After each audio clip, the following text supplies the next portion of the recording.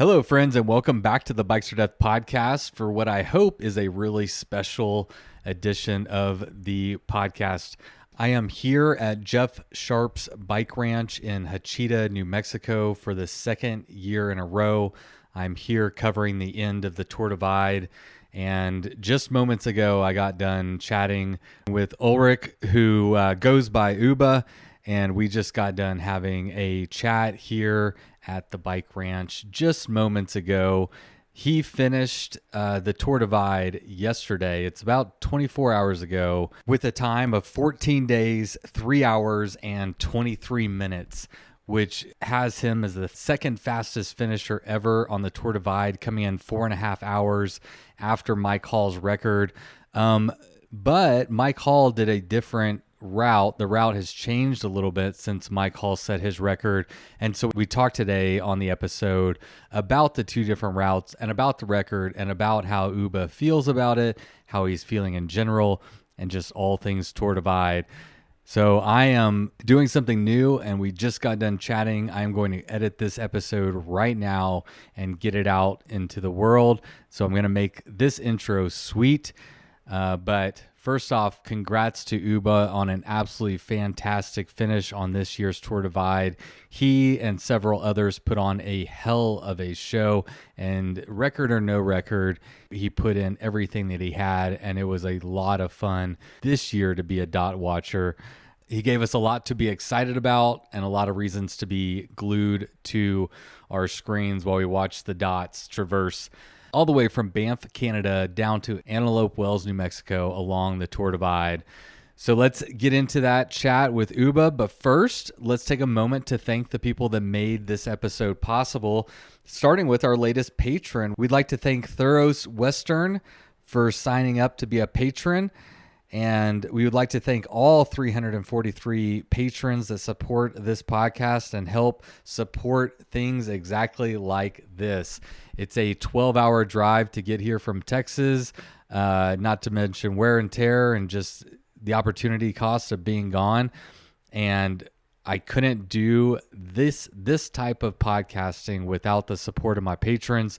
So thank you to everyone who supports this work. And if you would like to also support the podcast, you can find out more over at patreon.com/bikesfordeath. Now, we'd also like to thank our friends over at Jefe.bike. That is Jefe.bike. That's the website address. And this is a great resource if you are an adventure cyclist, a bike packer. They carry specialized and hard-to-find items specifically for bike packers and adventure cyclists. Some of the things that you're going to find on their website are bike cockpit mounts, dynamo components, and many other hard-to-find items that help support riders that do this kind of thing. Speaking of this kind of thing, on the Tour Divide alone, over 40 riders are using the kLite dynamo hub system, the charging system, their lights, their rear lights, the whole thing. And that is one of the main brands that they carry over at Jefe.bike. Another great thing about Jefe.bike is that they are riders too, and they ride and use all of the products that they have on their website. So they are personally tested by the owner and by the employees over at Jefe.bike. Not only are they testing them, but like I said, 40 riders on the Tour Divide this year are using kLite, which is almost half the field. This is a product that has been time tested, not only at Tour Divide, but for bike packers and bike tours all across the world for many years.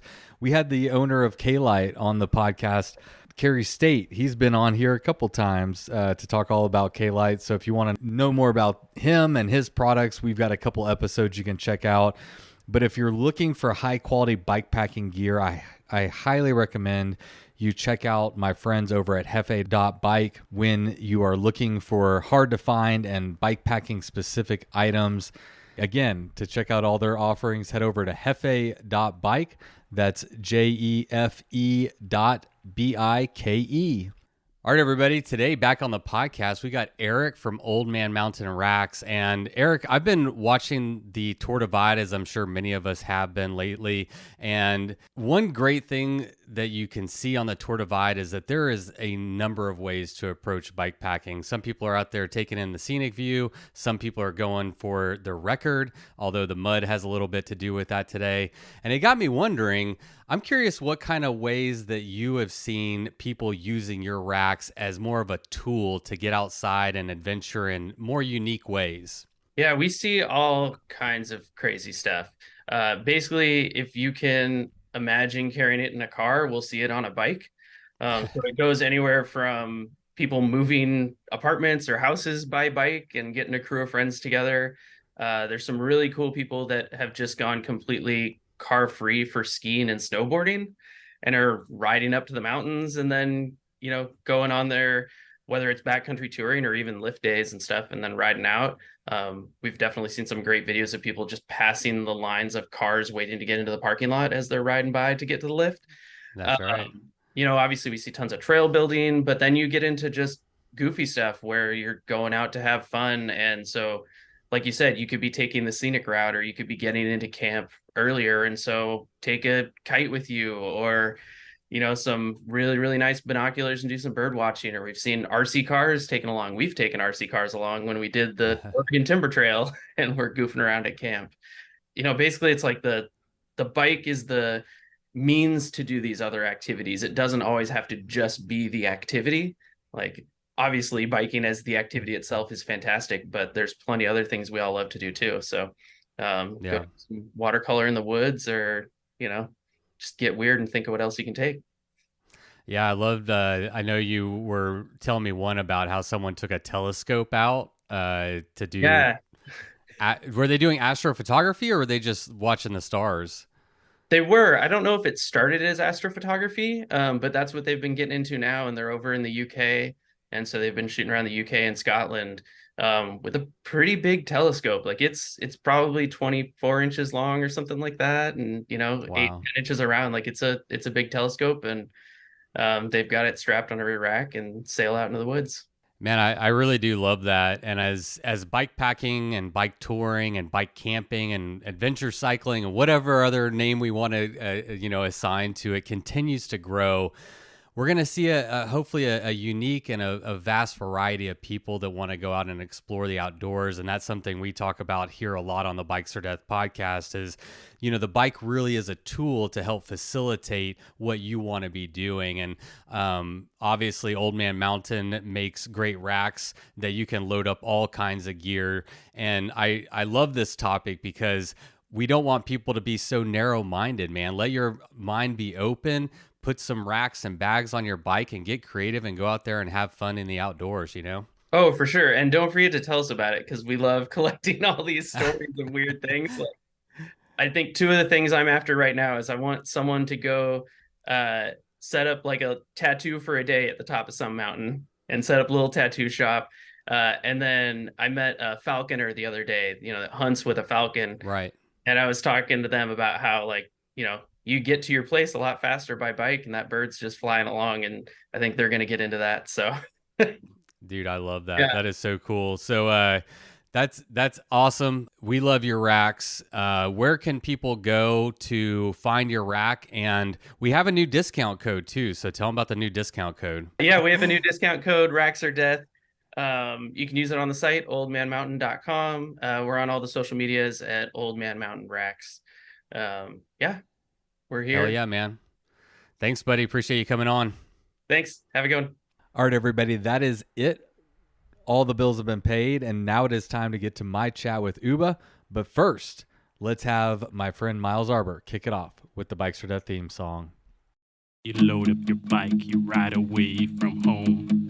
You could be with your friends or you could be alone. You ride for a day or maybe more. You just love being in the great outdoors. Everything you need is strapped to your bars, including that new pillow you got from Santa Claus. And then you think, oh shit, to yourself. You left that super lightweight tent on the living room shelf. Bikes or death. Bikes or death. Podcast. Have you done a podcast before? Yeah, several times. Yeah. And have you done an American podcast? No, not yet. It's my first one, actually. What other ones have you been on? I did some with Christoph Strasser, the winner of, I guess 7 times winner of Race Across America, like supported ultra cycling. And then most of the podcasts I did were like at home in Germany and Spain. Yeah. So home for you is Germany? I'm in a transition. I was born in Germany and lived for 36 years there, and currently moving to Spain. So I got the question, where's home, by a guy yesterday, and I said, like, I don't know, somewhere in between, but actually it's Germany. Yeah. It's Germany. Yeah. Yeah. After 30 so years, Yeah. home is Germany. I think so. What's why are you going to Spain? Work? Uh Well, no, I know you work from home, so you could be able to work from wherever you want. Yeah. Actually, I've been in Spain since 2.5 years now, and was looking for a place to stay and get settled a bit, and now found it in Spain because of, well, the weather is a bit nicer than in Germany, and it's life is a bit more easy there in terms of not so much in a rush, all the people, and a bit more relaxed, and like it's a lot about culture and the feeling, and I feel like just a bit better in Spain. Do you have a family back home? Yeah, I have a wife. A wife? No Yeah. kids? No kids yet. Okay. Makes it a little bit easier to get away to do 2-week races. Yeah, well, I actually was now, or I am now, 4 weeks on the road because I did Unbound XL before coming to the Divide. Oh, wow. So I spent in total 4.5 weeks in Canada and the US. It's a while. It's a long time. It is. Is that your furthest time away from, the wife and home and out traveling? Yeah, at some point you get, if you are like in a dark moment, you think like, better be home and better have a relaxed evening on the couch. But in the next moment you also think like, no, it's nice out here and like explore the world, and it's a good mix. Have you been to America before? Only for business. Yeah. So back in the days when I was traveling a lot for business, just the classic fly somewhere, have 2 meetings, like stay a night in a hotel and fly back, something like this. Never did a longer trip to the US, and that was also the main idea why I decided to do the combination of Unbound and Tour Divide, because for me it doesn't make so much sense to travel that far only for, I don't know, for Unbound, for a weekend of racing. Sure. I wouldn't do it because I feel it's too much stress and too much footprint and too much everything just to ride a bike for 300 miles. Right. And then go back. And but the combination of it, really like getting the feeling how the country ticks and like seeing the country was a good opportunity. And I mean, what better can you do than going from Canada to Mexico, crossing the whole USA? So Yeah. I think the only other thing you do is go from west to east coast now, or east to west on the, they have that new one, the Bike Nonstop. Have you heard of this one? Bike US Nonstop or Bike Stop. It's like the, I'm drawing a blank on the Race Across America. It's like Race Across America, but it utilizes a lot of like gravel roads and like rails to trails and that kind of stuff. So less highway stuff. Yeah. It sounds pretty cool. That's cool. Yeah, a few friends of mine from Europe did the Trans Am bike race, which is from west to east, and they also just finished, I don't know, yesterday or the day before, and they did like 2.5, almost 3 weeks on the road, and Yeah, that's something different. Yeah, I think you definitely picked the right race if I was gonna pick one. Yeah, personally. Well, before we get too far down the line here, congratulations on winning the 2023 Tour Divide. I asked you this yesterday when you finished, but you've had 24 hours to process it. Still not a lot of time to process this big of a race, and this big of an accomplishment. But how are you feeling? Well, actually, I had 24 hours, but I wasted them with resting and eating, and maybe did the processing job for 1 or 2 hours. So not too much, but I see it. It was a huge thing. It was a massive 14 days out there, and the conditions were. I mean, it was my first time. So I cannot compare to other years, but I guess the conditions we had this year literally had everything from a lot of rain to knee-deep peanut butter mud, which make you're just getting stuck there, to the heat in New Mexico, and I guess it was a tough year. And taking all this in consideration, I guess the time I took to finish this off was quite a good one, and I'm really getting proud of it. Yeah, and you should be. I mean, I think everyone who followed this race and who understands what could have happened this year with Mike Hall's record, and it didn't. Because of mostly weather, right? Weather was the biggest factor. You were stuck in a porta potty for like 15 hours, which is the number one question we got. So we're definitely gonna have to talk about the porta potty at some point. But it was a crazy year, and it's crazy to see. It was just crazy to see how fast you were going, considering the conditions. And we all know that when Mike Hall set his record, that the conditions were, by all accounts, pretty much perfect for the Tour Divide. Any thoughts about that, your relationship with the Mike Hall record? And yeah, I mean, I stated it beforehand, before I started it, and I made my ambitions clear. I came here for the win, and not only for the win, but also for the record.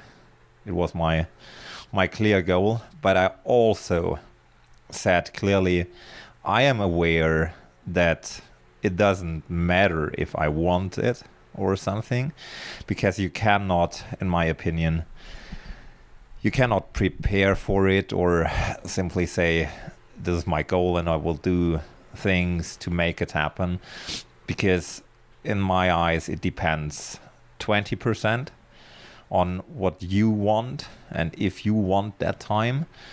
And the rest, the 80%, depends on however you want to call it, like external conditions, luck, things, whatever that are not under your control.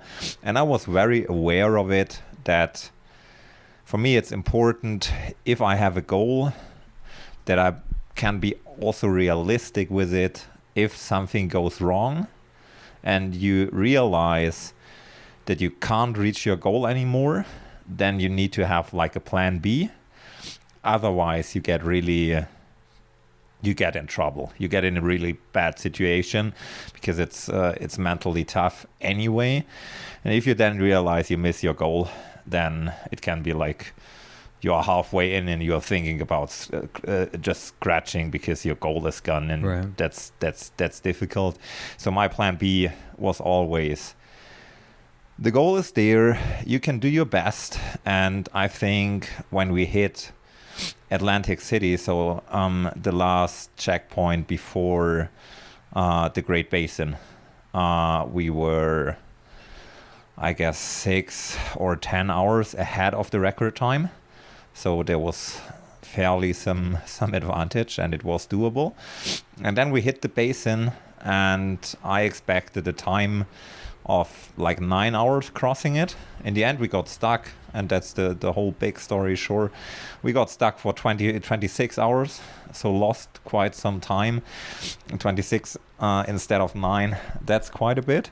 And well, in the end, I catched up again with the record time of Mike, but like 2 days before the finish, I thought about it once again, if I could go or should go and really chase it down, try to make it last minute.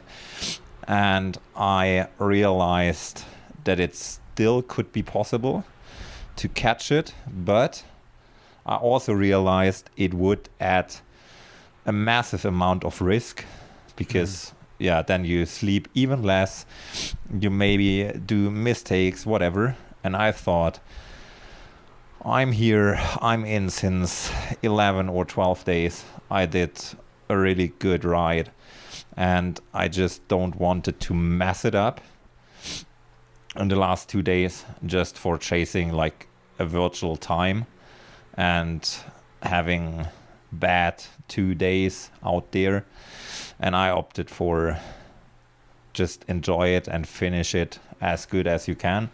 And in the end, I came in after 14 days, 3 hours, 23 minutes, which is 4.5 hours slower, if you can say so, slower than the record time, considering. And I only found it out afterwards. That's actually not comparable 100%, because back in the days 2016 they did like a different route in the north. So Coco claims one of the big fun climbs where you just Type 2 fun or type 1 fun? I don't know. I guess Coco claims is a special category. Who doesn't know Coco claims? It's a super steep climb, I guess like 12% in average or something, with massively huge rocks. So like the size of your head, basically. Right? Yeah, basically the size of your head. So, and you push or carry the bike or whatever up for, I don't know how long it actually is. It felt like 20 kilometers. It probably isn't. It's not 10 miles, but it felt clearly like 10 miles.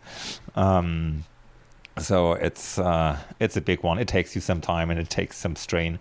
So back in the days, 2016, when the record was set, they went around on the road, which sounded to me like, oh yeah, why didn't we do this as well?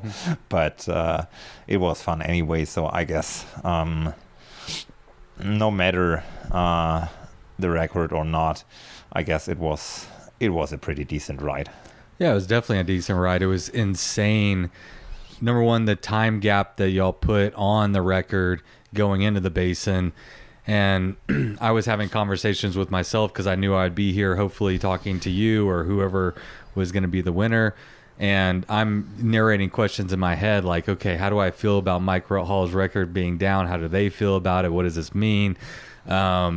And then I'm like, okay, well, the record's not on the table this year. And then you come out of the basin and catch up to it. I'm like, holy shit, this guy's fast. I mean, it's crazy that you like caught up to him. Like, oh, maybe the record is still on the table. And I don't think that I'm the only person who was going through that like thought process of like, oh, the record's going down. Oh, fuck, the record's not going down. Oh, shit, maybe the record's going down. But then it's like you said, it is a different route. And I don't know how I don't know how they factor in the record, because you would have the record on this new route, obviously. And I don't know how that, I guess the powers that be have to shake out how that all works out, don't they? I don't know. I haven't talked to Matthew about it yet, but I got aware, and as I said, I'm like now 24 hours in, and I wasted most of time of resting and doing eating and stuff like this. So I didn't dig into it too much, but I realized that there is a big discussion ongoing with it, and I also realized that the guys from Dot Watcher CC so from Europe. They had even a discussion with Mike's mom about it, how she feels about the record in general, and it was a pretty interesting read that they integrated into their race report. And she basically said, I never met Mike, me personally. I never met Mike, but she said he was a guy who was very happy for any kind of competition, and a record is there to be chased, and he would have been very happy if it happens, and he will be happy whenever it happens in the future, because it shows that people try to do their very, very best and try to get ahead of something and set a new time which other people then can chase, and a record is there to be beaten at some time. So it's a natural thing. And I mean, there were some interesting points that I liked. I haven't checked and haven't read the discussion, but I just heard like from third party what is going on there. And there were also discussions about does it really matter if Mike's dot is moving at a record dot every year on the divide, or can't there be like 2 dots, one for the record, maybe also on the new route, and maybe just 1 dot for Mike, who is a big part of this community, and he basically brought all the bikepacking thing to Europe, catching it from here, from the US. And why not have Mike start racing the divide every year, just because he is like, just because he is Mike, and just because he did such a great job on all the community, and he brought us together in Europe. And we all know that he started the thing, and he brought it to Europe with Transcontinental Race. And we now have dozens or hundreds of races and a pretty active community in Europe, and we all know who started with it, and that's a good thing. I really like that idea. We'll see what the powers that be have to say about it, but it does seem like a nice thing to do to continue to honor him and show respect for what he did, not only on this race, but for this sport at large around the world. You know, I mean, he's captured the hearts, the minds, the inspiration, the competition of, you know, hundreds of people all over the world. And it's a little bittersweet to think his record might come down, but I absolutely agree with what you said. He was a competitor, and records are gonna come down. But also, like you said, this is a long race, and there are so many variables that come into place. And yours this year were rain, mud, and wind. I think were the 3 main factors you were having to deal with. I'm curious, like, how much do you care? I mean, you came here with the express goal of beating the record, not just winning, but beating the record. How much do you care now in this moment about this ongoing discussion, and, you know, whether or not you think you should have the record on this course? Like, what do you have any personal feelings on it? Actually, not yet, because I haven't processed the whole thing of finishing in this time yet. I only see that it was a big ride, and no, actually the simple and short answer is no. I don't have feelings yet about it. The only thing I can say, I'm not upset or anything that I didn't run less than 13 days and 22 hours something.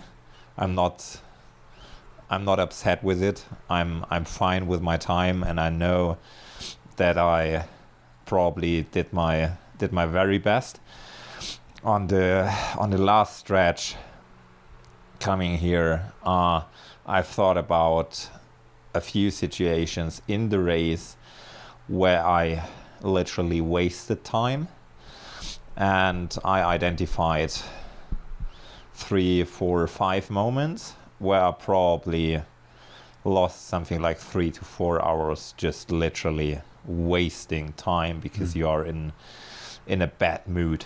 There was one morning where I got up in a hotel and was just sitting on the floor for 45 minutes just crying, and for no special reason I just was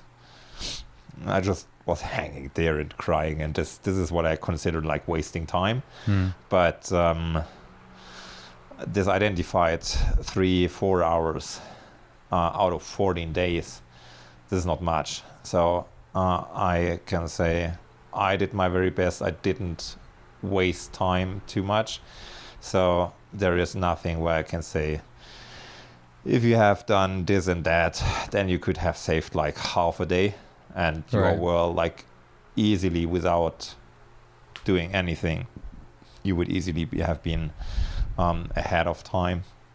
But as I say, I did my very best, and that's why I'm totally happy with it. And all the rest of the time that I wasted was not so much because I was actively wasting, but let's say outside conditions were helping me to waste time. That's the 80% you're talking about. Yeah. The 80% of things that could happen. Is this a monkey that is on your back that you need to come back and do again? Like, where are you at with, you missed it by 4.5 hours theoretically? I don't know. It'll be interesting. I think the fact that the internet, and there is so much conversation that's happening right now about the record, I think in some ways it's a compliment to you. I think it's a big compliment to you, because people are like, hey, this guy did something that we need to talk about, and we need to acknowledge that and figure out, it's not for me to say, and I guess probably not for you to say, but I think it's cool that people are acknowledging what happened, and this accomplishment is worth talking about. But are you interested in coming back if you don't wind up getting like an official new FKT on this new route? Is it a thing where you'll want to come back and do it again? I was thinking about doing the divide again because I really like the route, but I definitely can say I will not come back next year or whenever just to chase the record, because as I said, it's nothing what I can do just because I want it. There is still this 80% which is not in my hands, so it wouldn't make sense to me to come back next year and say, let's go for a chase on a record and invest another 14 days whatever on the bike, just to find out that next year I will get stuck in snow and Indiana Pass or something. And then also again realize, you did good, but you cannot get the record because there was a ton of snow between you and the descent. So if it would be more in my hands, then I would say give it a try, maybe. But as it is not in my hands, I will not chase it. It's nothing. I have an obsession about it. So I'm happy with it, how it is. And I would more say the reason why I do it is to see new places, to experience countries, to experience routes. And if I could decide what I do next year at the same time, then I would say pick any random route that I want to see, and there's a long list, and I would pick another route and just go for this one. Yesterday evening, here on the Hachita bike range, there is in the kitchen, there is an image from the map of Mexico on the wall, and I saw it, and I don't know why, but I remember that I met a few guys on a race I did last year, the Across Andes race, and they were from Mexico.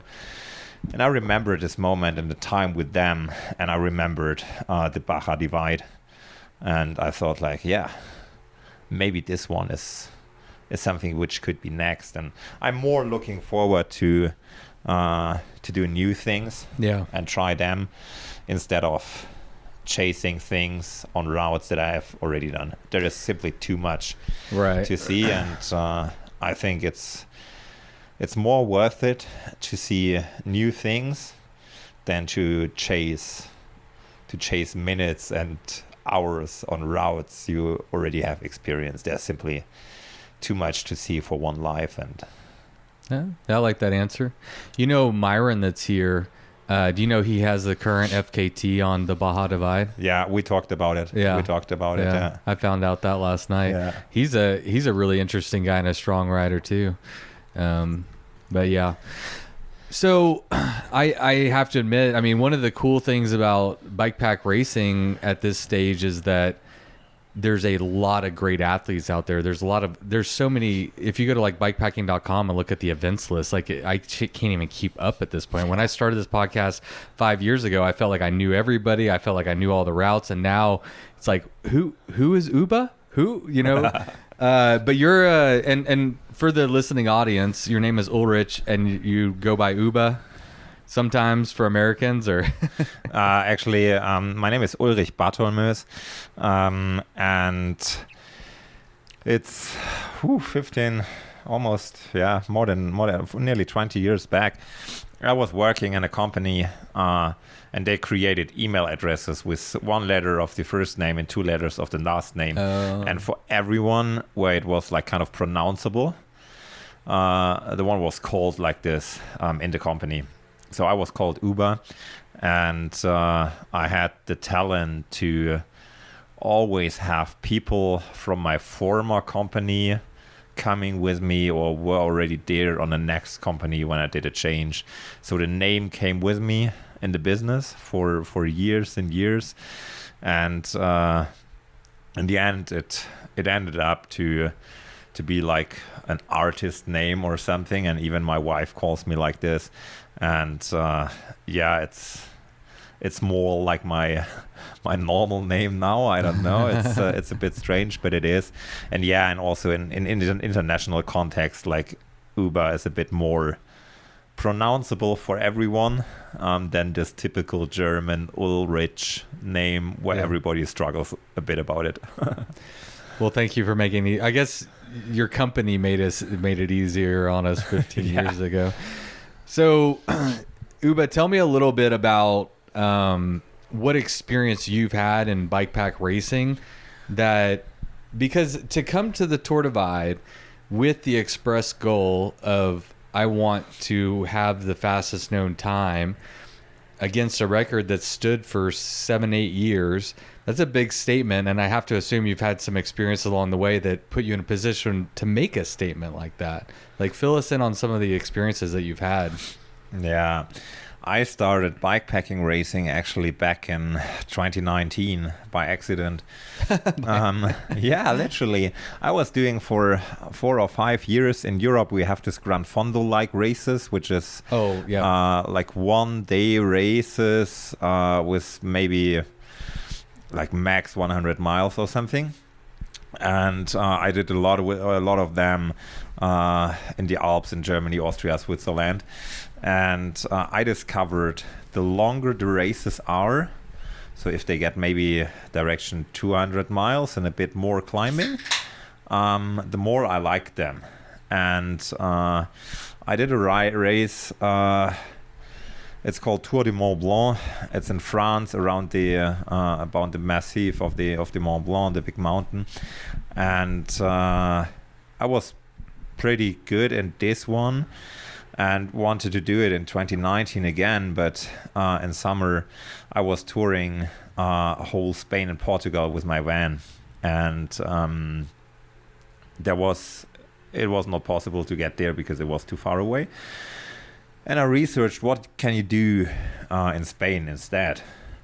And in Spain there is not such a thing like this 1 day races. They only like have the small community races where you race basically around the church and this crit things. And the only thing I found with a little longer distance was a race called Trans-Pyrenees, and it goes from the Mediterranean Sea from the east all along the Pyrenees to the west to the Atlantic Ocean. And this is nearly 1,000 kilometer long. So like 600 and something miles. 700 miles, yeah. And I thought, heck, yeah, this is maybe a bit too long for things I consider long, but let's try it. And this was my very first bikepacking race in June 2019.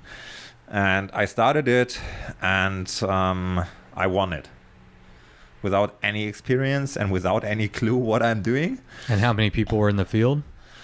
Oh, it was already 100, 150. Wow, so big. Yeah. So it was a big event, yeah. And I had a big saddle pack with me, stuffed with 14 liters of things. And I also remember I had a shaver with me. I don't know why. What? A shaver. What's that? Oh, a shaving kit. Like shaving kit, yeah. And I don't know why, but I remember this. So, and that's a good image. I just had the 14-liter saddle pack, stuffing it with things you didn't even need. Yeah, what for? I don't know. And it was my very first bikepacking race, and I won it. And the organizers, they were also, let's say, surprised, and they were wondering and became good friends. And we had a discussion about it, like, how did you do this if you don't have any experience and this and that? I said, like, yeah, I don't know. And they said, like, yeah, obviously you have a talent. And they did a second race they organized. It's called Trans-Iberica, which goes around the whole Spanish and Portuguese peninsula. And it has a distance of, I guess, 2,000 miles. So triple the Trans-Pyrenees. And they had it like 4 weeks later or something, and they invited me and said, like, come and try this one. And I was like, isn't that too long? And I wasn't sure. And it took actually 2 days, and I said, like, yeah, hell yeah, I'm in. And I went there and also won it. And it went like this for a time, and I basically was pretty successful for quite a while on every race I started, and I got a bit into it and got a bit addicted to it, and it got a bit worse. And the good thing, your addiction got worse, but your results got better or continue to stay good. yeah. And the good thing is that I learned a lot on these races. First, I raced only road. Then I raced gravel as well, and now converted a bit into the middle between gravel and mountain bike. And I choose Tour Divide because I think it's a good route to make the conversion from gravel to mountain bike racing, because it has some aspects. Like there are remote areas and remote stretches. The route is not too technical. You actually don't really need a mountain bike. You just add comfort with big tires and maybe a suspension fork or something.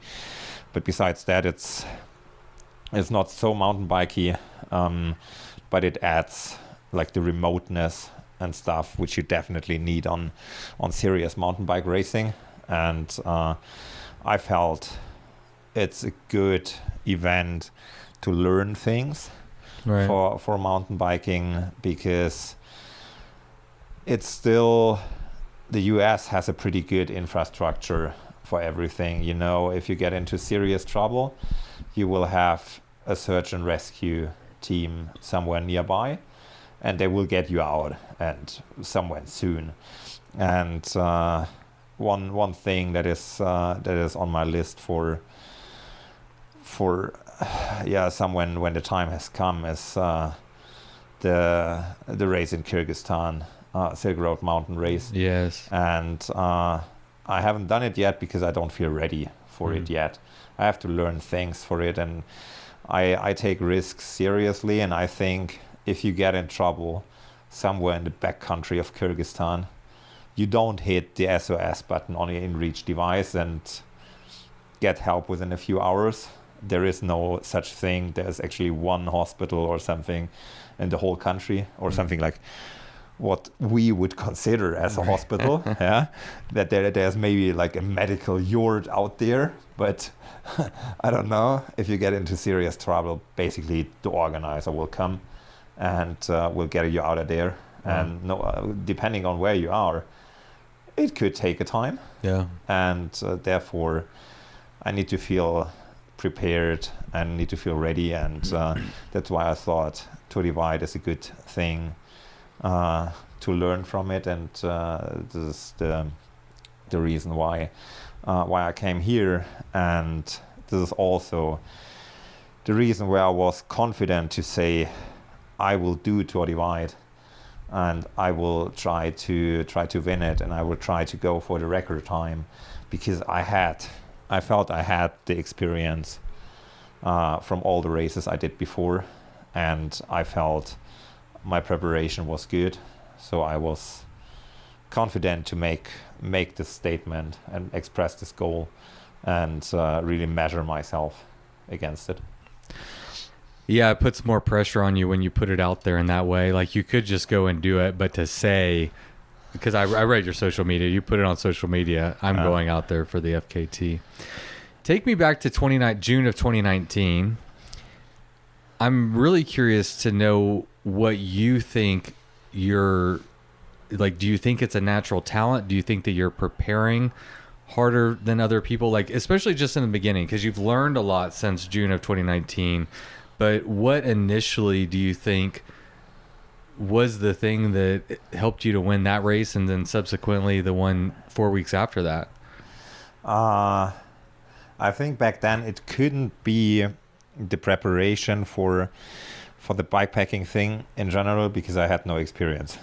So there was nothing to prepare, and the fact that I brought this shaving kit with me. I mean, I could have studied kit lists or things on the internet where people report what they take on the races, but obviously I didn't, because I had a shaving kit, and I can't answer the question right now why I took it for a 2 or 3 day race. But I felt like, yeah, would be beneficial to shave at some point. I don't know, drop some weight from your beard or something. So I think what's helpful is that I'm a good endurance athlete, and I already noticed that beforehand. As I said, I figured out the longer the races are, the more climbing they have, the better I get. I don't have the highest maximum power on the climb for 30 minutes. There are people that are faster than me, but if you put like 20 climbs for half an hour, people get tired and get slower, and I can go just constantly slower in the beginning, but in the end I will be probably faster because I go constant. And that's pretty much helpful for this long distance races. And you can clearly see that my sweet spot starts maybe at 300, 400 miles minimum. And I start to feel right if it is something like at least 2 days, so 2 nights. Then I feel like that's the right length for me.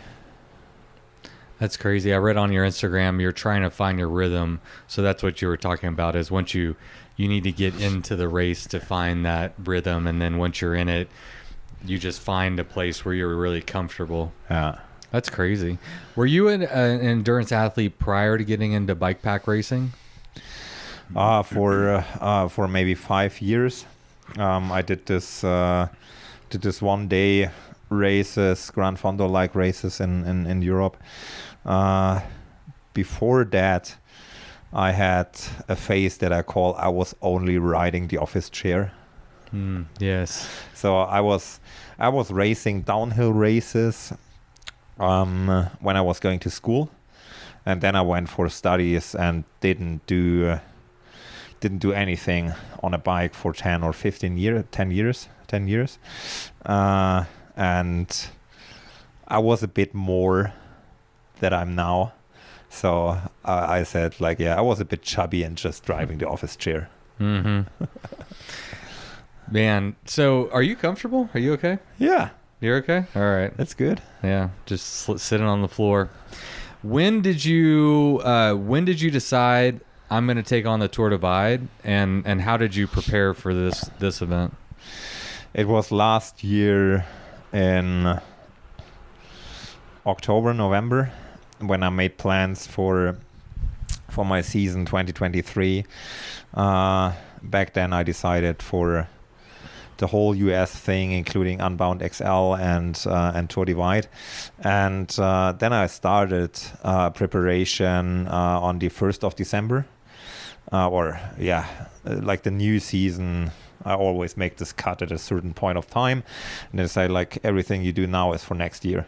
And I did this on the 1st of December, right after I finished and won Race Across Andes in Chile, I guess on the 30th of November.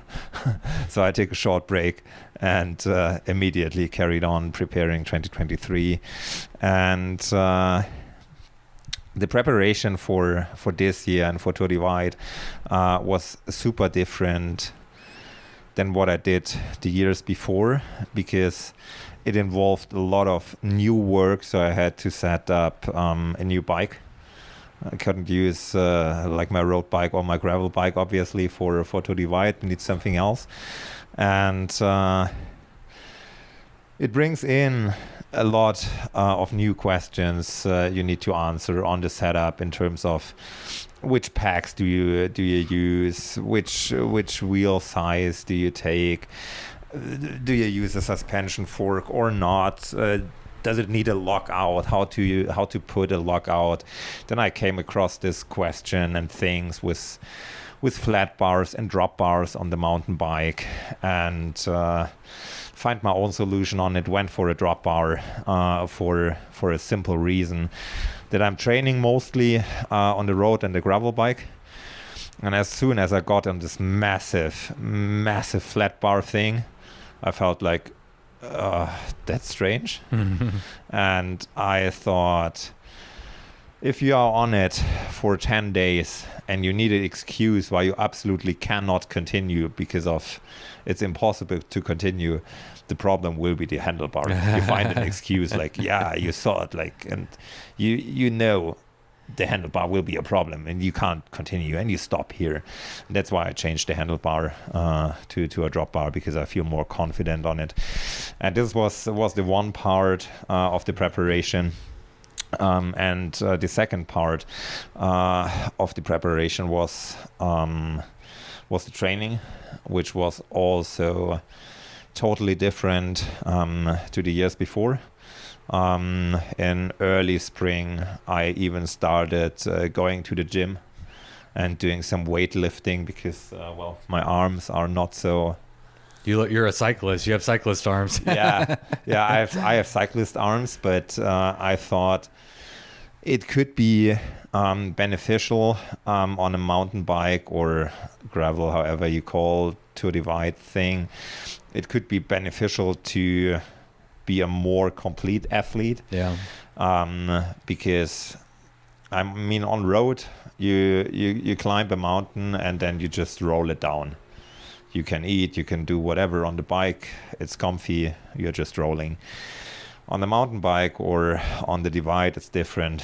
Also, some climbs, some mountains, I found the climb more relaxing and easy than the descent, where the descent takes much more, where you have to hold the handlebar and everything is shaking and hell yeah. And I thought preparing this with specific training in the gym, also pushing the bike, it's completely different than riding a bike or hiking with the bike on your back. And the bike fully loaded, it has some kilograms. And I thought could be a good idea to train for this as well. And so I implemented this in my training schedule as well. And this was different than before, but definitely helpful. Yeah. So 2 piggyback questions on that right there.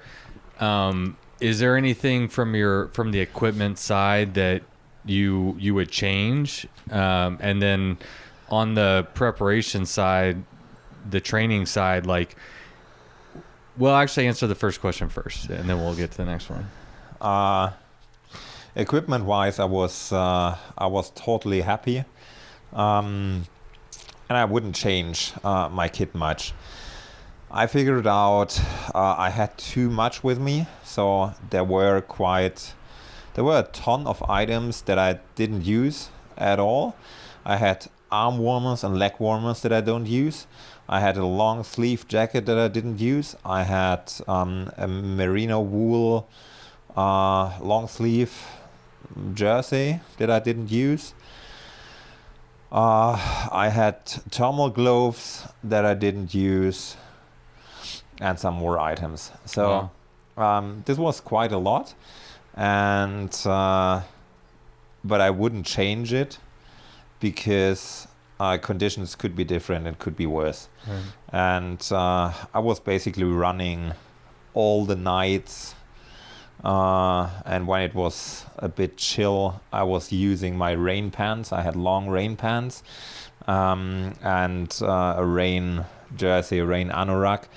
I was using them because they were windproof as well and pretty comfy. So I didn't use the leg warmers, arm warmers or anything. But if it would have been much colder and snowing, probably leg warmers and arm warmers below, and even a long sleeve on top below the rain kit would have been beneficial. Right. So even if I haven't used those items, I would take them, or I would bring them again, because conditions could be different. Well, that's a good question. Is there anything that you wish that you had that you didn't have on this ride? No. You had everything. I didn't miss anything. No. What about one of the questions we got on Instagram was about your sleep kit, your minimalist sleep kit. What was your sleep kit, I guess, first, and then did it work for you? My sleeping kit is a Thermarest Uberlite inflatable mattress.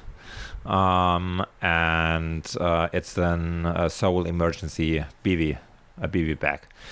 And my idea was, if I sleep, I always prefer to sleep sheltered in any kind of infrastructure.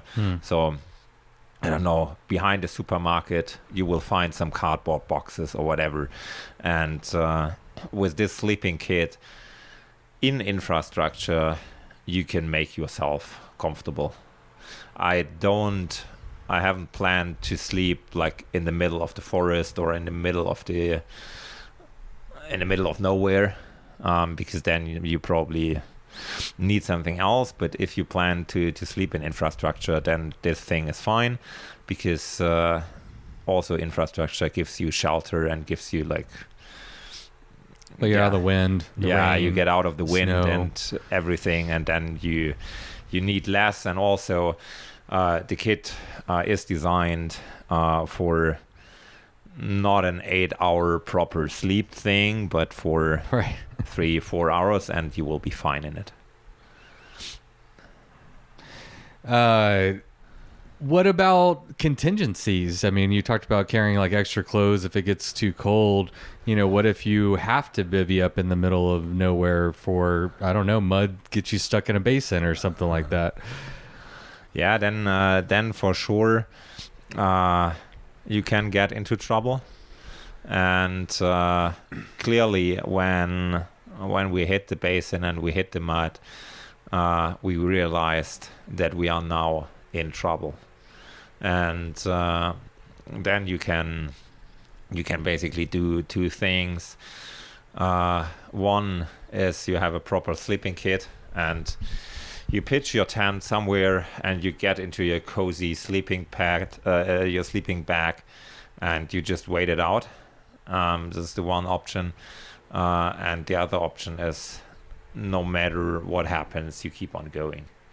And between the both, I think I know which one you were going to pick. yeah, between the both is it's more or less black and white. There is not so much gray. And actually, when we hit the basin and we came into this trouble, we found the gray, and the gray was this tiny toilet thing. But yeah, you cannot count on it. But my take for it was, I have enough clothes for quite a good temperature, and I only have to make sure that I have enough food, and then I can get through a while of trouble. And this was my contingency, just to have enough food. The clothes you have will be fine, and I mean, I didn't plan for the worst. If the temperature drops to Arctic temperature because of whatever, some freak storm that rolls in. then you cannot. I mean, you can prepare for it and bring like an Arctic sleeping kit with you, but then you're not racing. Then you are not racing. Then you are carrying a trailer with all eventualities. Yeah, you're never going to have everything that you need. Well, I guess you could have a trailer, but you're not racing at that point. Yeah, you're not racing. All right. So what was it about your training for the Tour Divide that you think prepared you the most for doing well on it?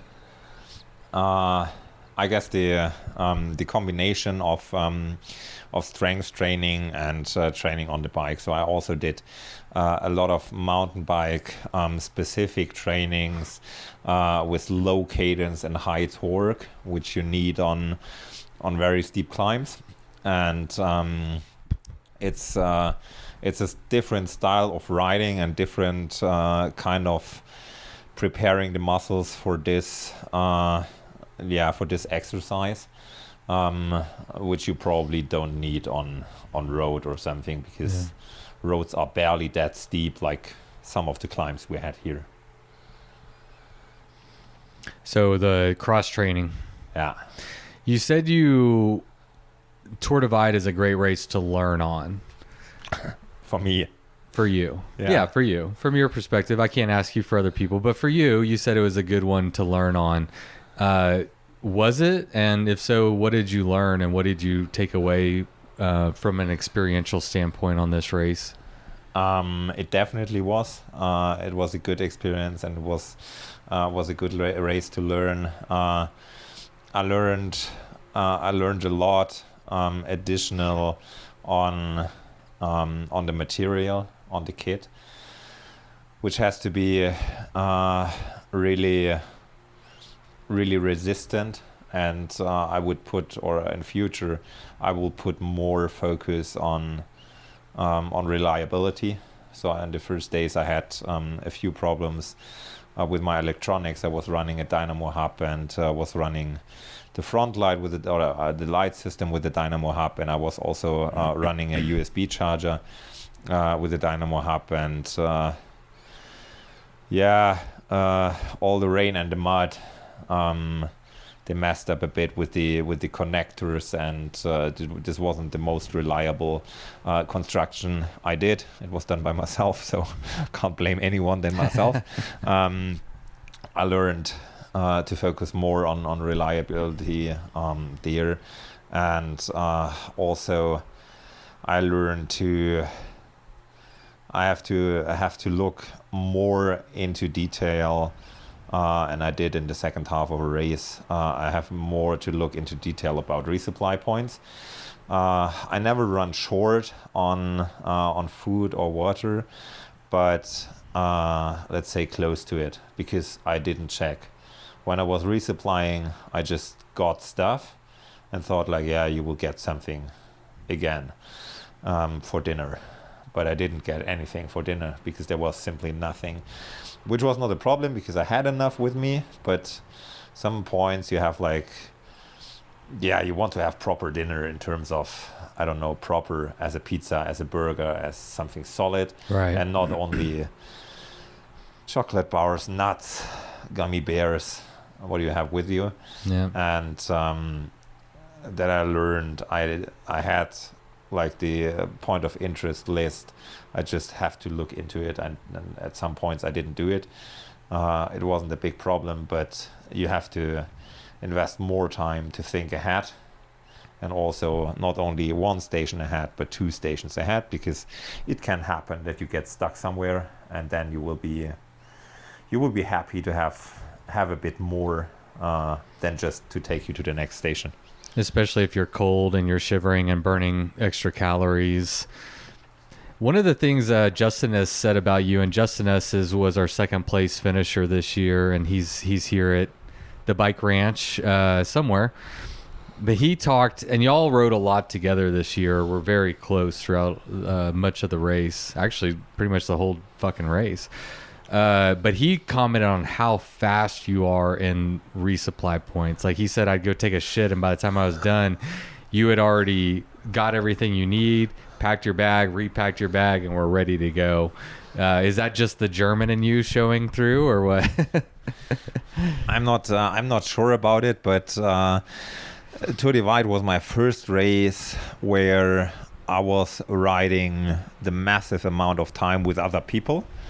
Like with Justin and with Jens in the beginning. It was at a point that were the 3 of us, and we were still racing it. And I mean, you have to, because everyone has to has his own pace. You can't like roll as a group for the whole day, because everyone has different hours when he feels good and bad. And when you feel good, you want to go, and when you feel bad, you want to just crawl along. And so we're basically leapfrogging each other. But as the route is fixed, and as the points where you can sleep or where you can resupply, they are a bit of rare, you end up there. And even if you don't ride together, I don't know, for example, Brush Mountain Lodge, you end up being there all together, because there is nothing else nearby. You don't pick like the hotel next door. It's different if you are in kind of a city or something. It happened also sometimes that Justin and me, we ended up in the same city, but he slept somewhere, I don't know, and I slept in a hotel. And then you meet at the gas station and carry on together or whatever. But Tour Divide was the first time that I experienced this kind of riding with other people, and I also learned that it actually slowed me down, because if I hit a gas station, I prepare the hours before what I will do there. I think about what I will buy in food. I think about what I will buy in drinks, and what else I will do. I will go to the toilet, or I will clean my bike, or I will do this and that.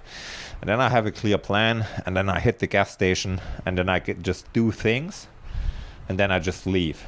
And traveling with the other guys on the gas stations, it somehow felt like we're having like a neutralized time.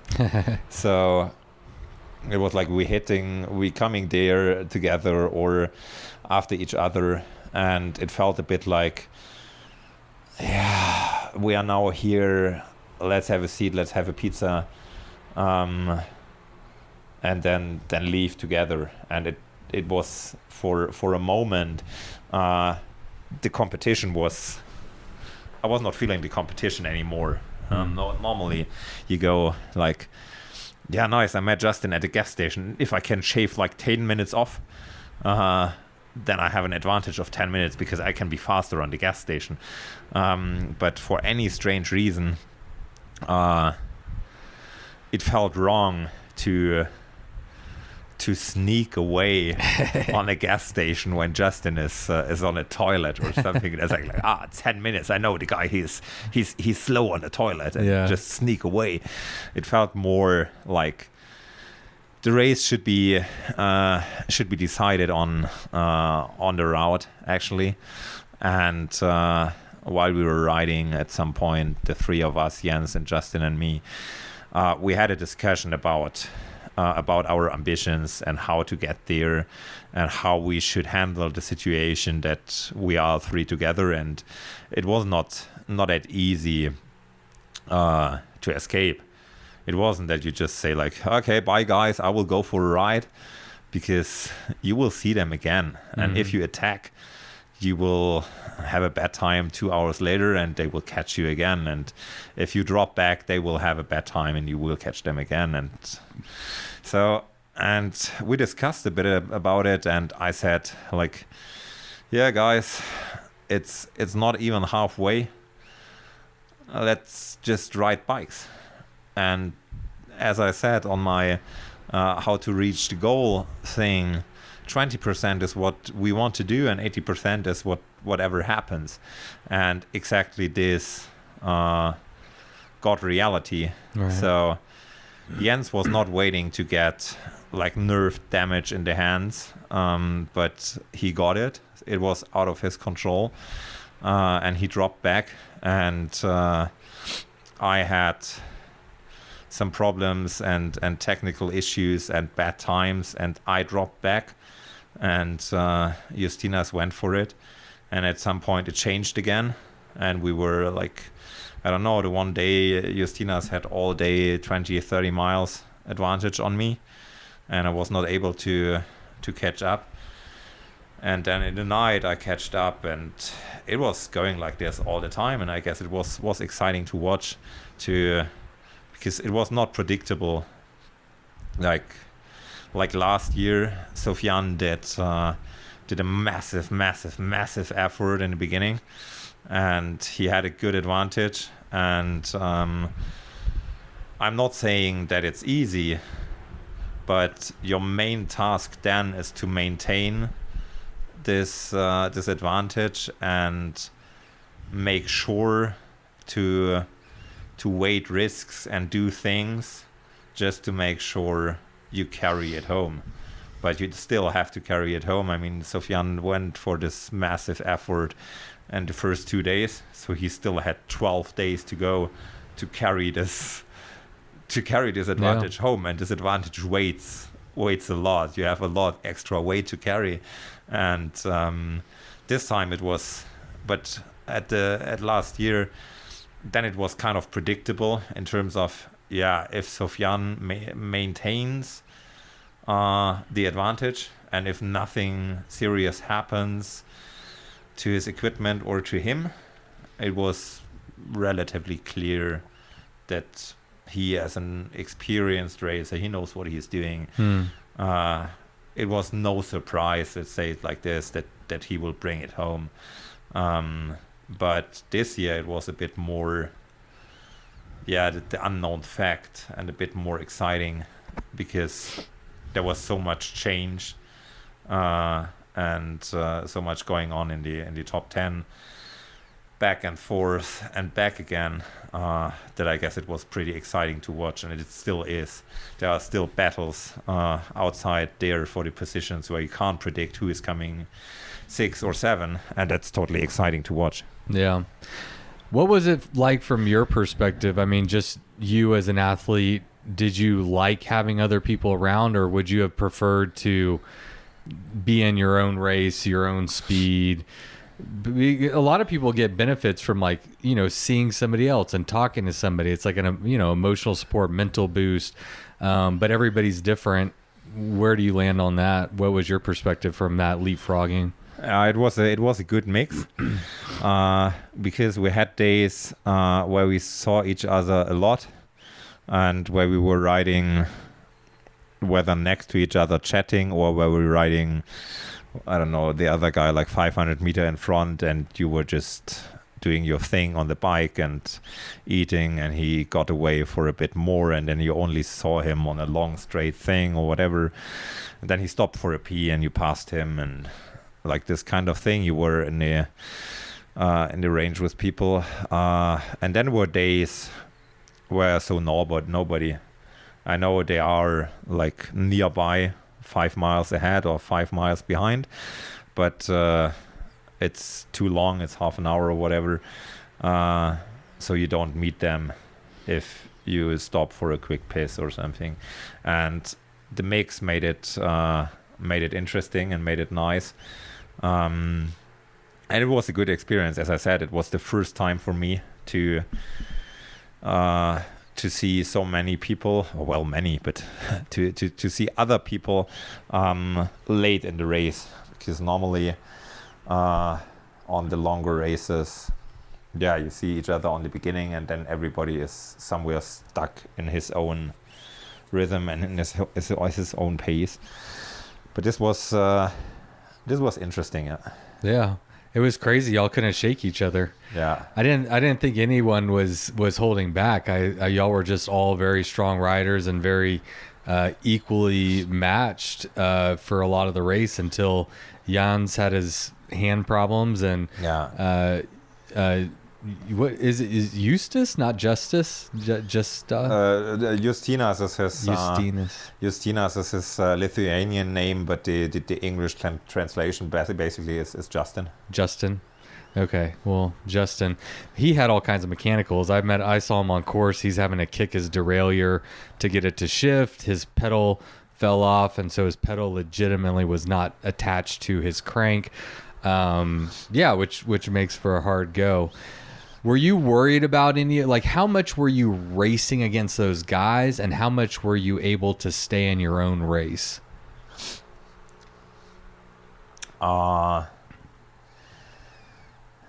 Good question. I always try to focus on my own race, on my own ride, because you can't really influence what others are doing or what happens to others. And if you get mechanical issues and you lose time, you have to deal with them as well. And so I think it's better to focus on your own than to focus too much on others. But sure, if you know that you match with them equally as an athlete, you have to think about how to make an advantage and at what point. And sure, there were some thoughts that I just thought in the end it could be a decision of how everyone goes on the last 700 kilometers, 700 miles, how to tackle them without sleep, with less sleep, whatever, because you will not find the advantage on the route riding. You do not gain 2 hours advantage just by riding, because therefore we were just too equal. Yeah. If we are crawling the same tempo. If we are going fast, we are going the same fast. And then it doesn't matter if you go, 15.5 or 16 miles an hour. It's not about 15 miles or 20 miles. So then you gain an advantage. But if you're only half a mile faster, if you can tell like this, an hour, then you're not gaining anything.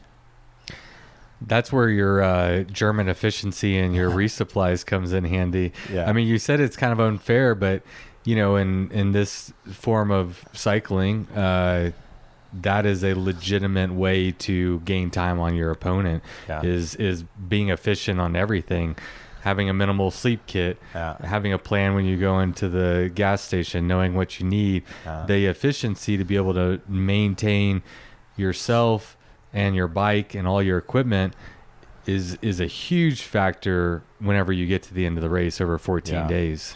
Yeah, and I definitely did it my style when I was when I was arriving at the gas station alone, and like Justin was, I don't know, 20 miles back, then I didn't do like the slow gas station visit. I just did my own pace, like, and then it adds me like 20 minutes of advantage again, because maybe Justin will resupply it there as well, but he will maybe like take 20 minutes more.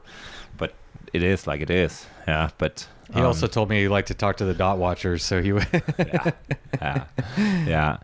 No, and at some point you realize that there are some facts that are going on the race that you just have to do because they make you happy. Yeah. And if you have to take your time on a gas station, and at some point when I had a pretty bad time for 2 days, I tried to navigate myself out of there, and I simply stopped for every dot watcher who was on the route. I just saw them, they were waving, and I just stopped for a 2-minute chat. Just like, yeah, just greeting them, having a quick chat with them, and this added like good spirits to me. Mm-hmm. And funny enough, I had a call with my wife, and I told her, yeah, I'm stopping here and there just to have a chat with dot watchers. And she reminded me, dude, you are on a race. You have to race, and you have to take it seriously. And I said, yeah, I take it serious, and this thing is helping to get me out of the bad mood. And I feel happy when I meet dot watchers and have a chat with them. And if it's beneficial for the whole thing, and if the 20 minutes more on the gas station help you to do better the rest of the day, then you should actively decide to do it, and not to put, you should always do the things that are right for you. And it is not helpful if you try to adapt what others do. It's the same with the amount of sleep. You need the sleep you need. And there is a difference between, I don't know, Sofian needs a different amount of sleep than everybody else on the world. So he's just going crazy with the sleep thing, and he is just doing good with it. But trying to do the same, could be pretty bad for you. And that's why you have to find your own way, whatever it means, and then just stick to it, what's good for you. I think we should we got to talk about the basin and the porta potty. I think this is a good time, a good a time as any. Yeah, just everybody wants to know about the porta potty. You know that there was a selfie that was taken, that was put on the internet. It circulated everywhere. You have the 3 race leaders of the Tour Divide who are ahead of Mike Hall's record at this point, just huddled up in a porta potty. Take us through that experience, that story, and take us along for the ride. I arrived at Atlantic City first. Got to the restaurant, ordered some food, started some resupply for the basin, and maybe 20 minutes later Jens arrived, and Justinas at this point of time, he was 3 hours back, because on this day he had his first issues with the gear, and he had to stop or find a bike shop, and he had to replace his AXS batteries for the shifting and do some maintenance on the rear derailleur. So he was like 2-3 hours back, and Jens and me, we left together Atlantic City into the basin, and at some point I ate something on the bike and slowed a bit down, and Jens went away, and then I stopped for a pee, and soon he had like he was obviously just feeling pretty good. He had a significant advantage of maybe like 3-4 minutes only on really, really long straight stretches in the landscape I was able to see him as like a mini small dot moving on a bike. And also already those 2, 3, 4 minutes, I don't know, that made a difference, because it started raining, and I saw in the mud or on the route, I saw the line of his tires where he was moving, and I clearly saw that he was riding, and I was already pushing the bike stuck in the mud and cleaning the bike back again and back again. And it took me ages, and at some point I passed him, and he was laying in the bushes next to the route in his BV, and he said like, yeah, what are you have doing? I'm here since like more than half an hour, hiding in my BV. And I thought like, yeah, just wait out the rain and continue afterwards. And I was like, yeah, I'm crawling along since 1 hour or something, trying to push my bike through the mud. And what I learned, the difference can be 5 minutes to be here or there. So he was still riding, I was already pushing in the mud, and this only in a difference of 5 minutes. And I continued pushing the bike through the mud, which was at this point of time still doable with a progress of maybe 2 miles an hour. And I was still doing it because I had booked a hotel in Wormsutter, and I thought like, yeah, I have this goal, I want to come to the hotel, and even if it's 2 a.m, I will get there somehow. And that's why I carried on. And after I passed him, Jens decided to pack his stuff and also to carry on, because it was getting later and later. It was 5 or 6 in the evening, and he decided like, yeah, better carry on and not wait for it. And there were some sections that were good, and there were some sections that were bad. So he had the chance to catch up with me while I was cleaning the bike for like another 10 minutes, because if you hit the wrong side of the route, you hit the deep mud, and then you have more work to clean it. If you hit the right side of the route, you maybe have less mud, but you can't see it. It's unpredictable. And so he catched up with me, and we kind of carried on together. But as I say, it can matter if you take the right or the left lane on the track. And if you are pushing the bikes, I don't know, me in front and Jens behind me, and I get stuck in the deep mud and have to clean a lot, then he just moves around, and if the right lane is better, then he is back in front. And then you catch him and you go around. Yeah, and that's the thing, how it goes for hours and hours and hours. If the other guy is there stuck in the mud, then you don't wait for it, because then it will last forever. So we were more or less going together, but everyone had to find his own lane. And at some point we were really worried about Justinas, because he was behind us 2-3 hours, and we had tailwind, so the weather were coming from behind. And the weather was already grim at the place where we were, and we thought like, if Justinas is coming behind with the weather alone, he will be in even more trouble. And we were a bit worried about it, but yeah, the worried you are about fellow racers, you cannot do anything, and everyone has to do his own stuff. And at some point I was cleaning my bike, and I noticed that behind me there is a light which shouldn't be there, because Jens was ahead. And I was like, what the fuck? And it was Justinas. he catched up with us, and he closed the gap of 2.5-3 hours in this mud party.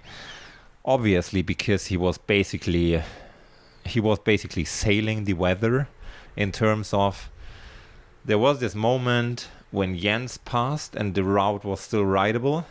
I passed, the route wasn't rideable. Obviously, it dried up afterwards. Then Justinas passed through, and he was obviously riding a lot of the parts that we were pushing. So if you do, 7 miles an hour and the others are doing 2, then you easily close the gap of 2 hours in a very short time. And this probably happened. So Justinas was just at the right time, at the right place to close the gap. And then it was again the 3 of us. And it wasn't really raining, because I thought if it was real pouring rain, it wouldn't have been that bad, because then there is more water in the mud and it's more soft and not that sticky. But it wasn't really raining, it was just drippling down, but non-stop. And that made it impossible to move. Literally, there was not even grassland next to the route where you could push. There was simply no option where you could push the bike without catching mud.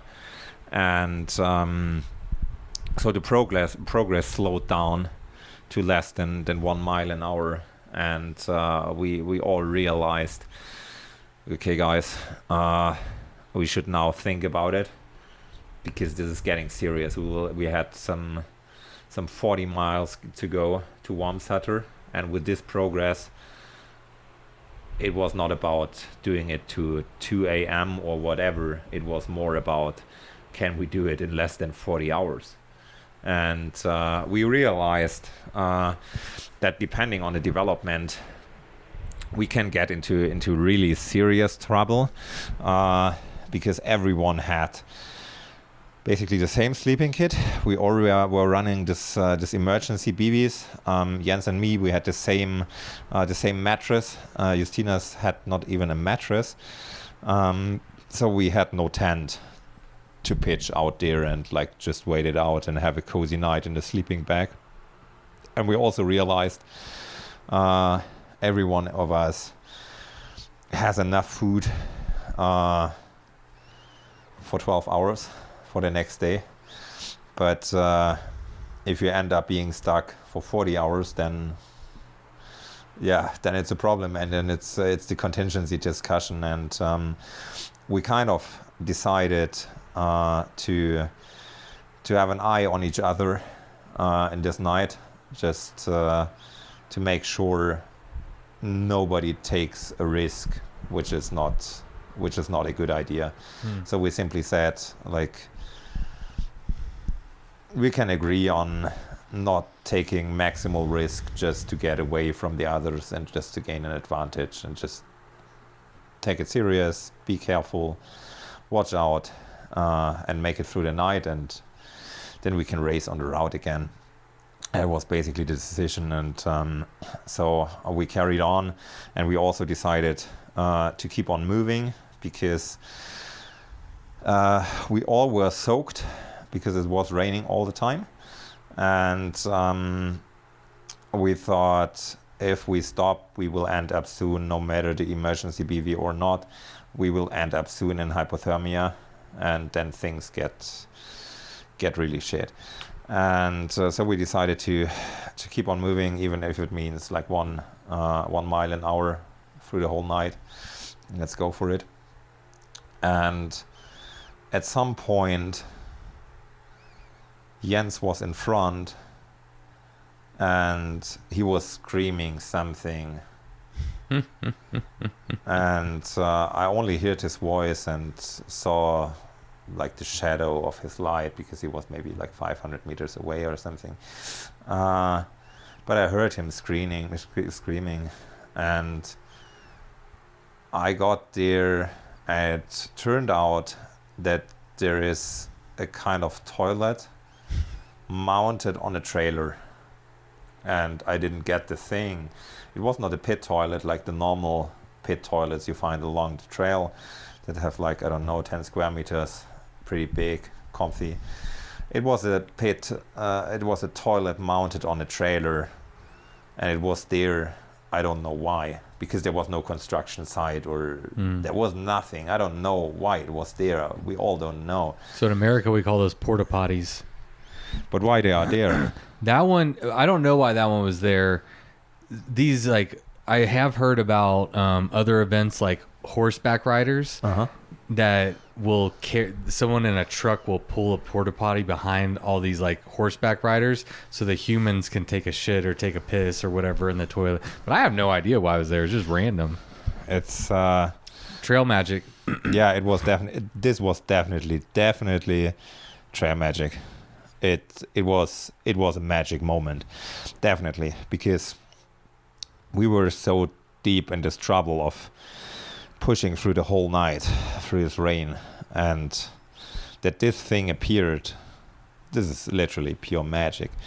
And then we were the three of us inspecting it, and then we thought about, what could we do, what do we do, and we decided to think about like sharing the resources we have, and said like, I have an additional to my BV. I have an emergency blanket, which is like folded but really big, and we can all three sit in the toilet and wrap us all together in this blanket.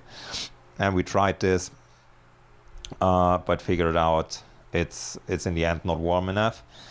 So we went out again. Do you remember how cold it was, for context to the story? It was maybe 7-8 degrees Celsius. So not really too cold, but also not comfy. Yeah. When you're already wet. Yeah. So maybe like half an hour later, we decided to get out again and get the emergency BVs from our bikes, from our packs.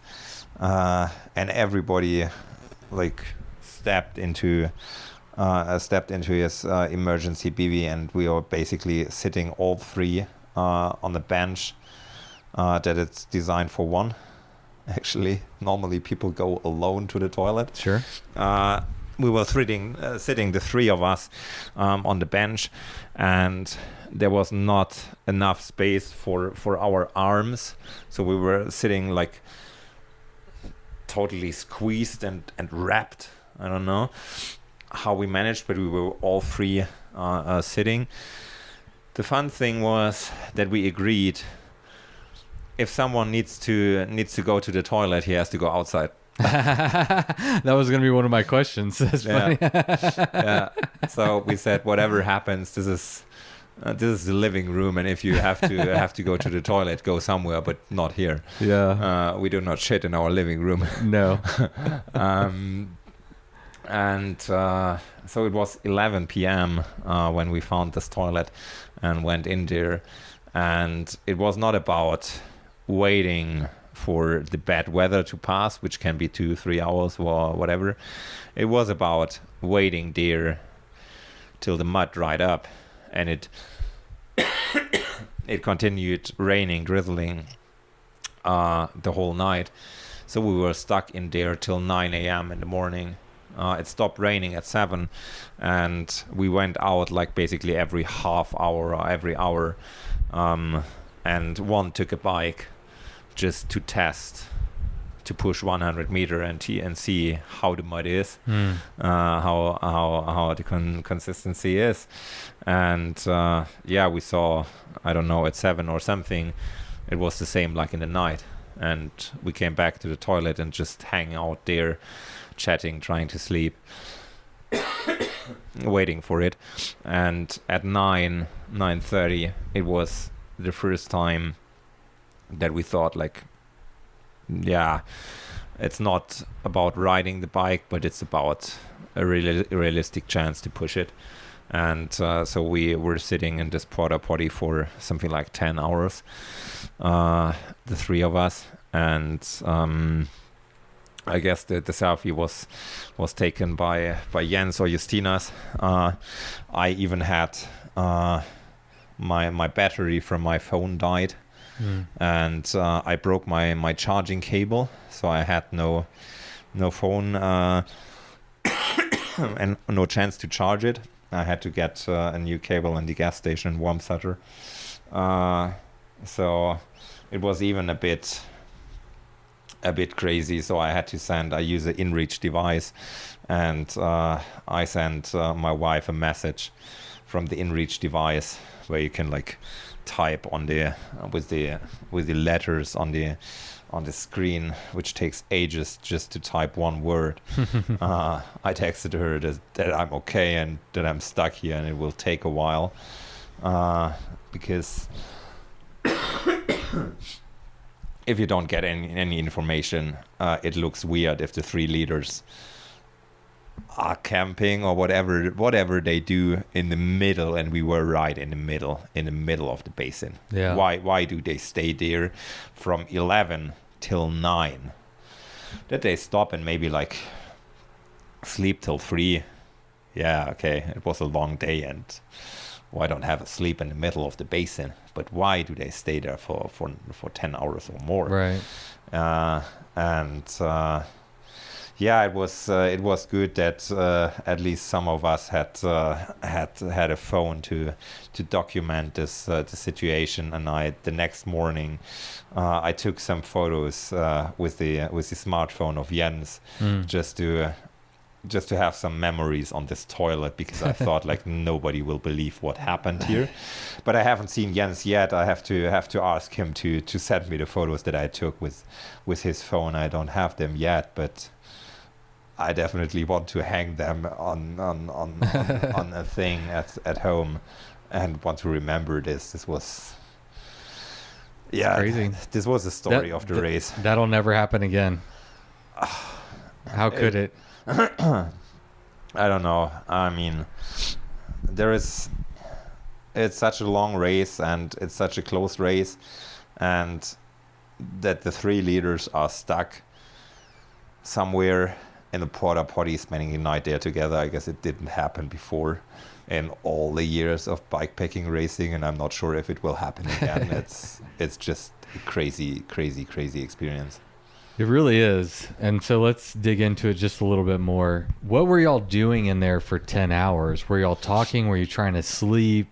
Like, how do you even sleep? I cannot conceptualize how 3 men are in one porta potty. Like, the logistics don't make sense. You know, what were y'all doing in there?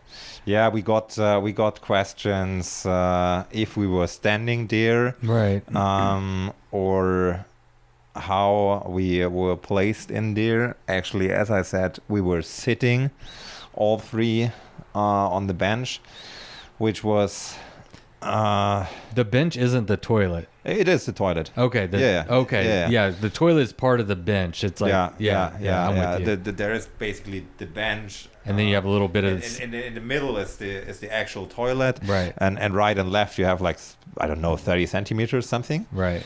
Would make sense, like have the toilet 30 centimeters, have left and right 30 centimeters, then you have a meter, and then it's the toilet.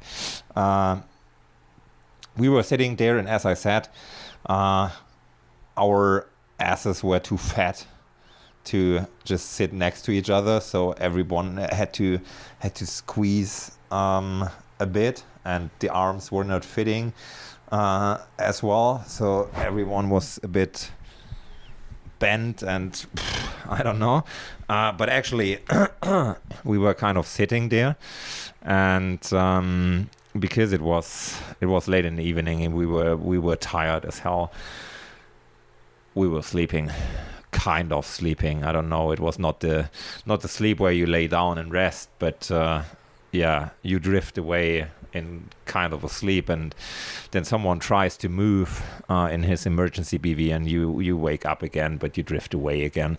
So this was basically what we did through the night, and everybody was trying to sleep, but also from now on then we were just eating things we brought. So it's a bit disgusting, but at some point you don't realize anymore that you are in the toilet, and you're just sitting in a sheltered room, and you are eating your bars.